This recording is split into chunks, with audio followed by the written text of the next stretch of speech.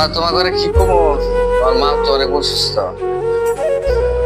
এখন ডাক্তারের কাছে নিয়ে গেছিলাম, তারা বললো যে দুটা কিডনি নষ্ট হয়ে গেছে, এখন অনেক টাকা পয়সা দরকার। তো বাবা তুমি কি কিছু পারবা টাকা পয়সা? আমার সামনে কোনো টাকা পয়সা নাই, আমি কোনো টাকা দিতে পারবো না। ব্যবসা কাজে টাকা পয়সা সব ছাড়াই দিচ্ছি। যাই হোক, টাকা পয়সা না দিলে তার কিছু করার নাই। তাহলে সিয়াম বাবা তুমি কি কও, তুমি কি টাকা পয়সা দিতে পারবা কিছু? তখন আমার যতটুকু সামর্থ্য আছে আমি সামর্থ্য অনুযায়ী আমার আম্মাকে দেওয়ার চেষ্টা করব। এখন আমি যদি সামর্থ্য আমার নাও থাকে তাহলে করলে আমি কেউ কাছ থেকে কর্জ করে নেওয়ার চেষ্টা করবো আমার মার চিকিৎসা করার জন্য। ঠিক আছে, তুমি চেষ্টা করতে থাকো, দেখা যাক।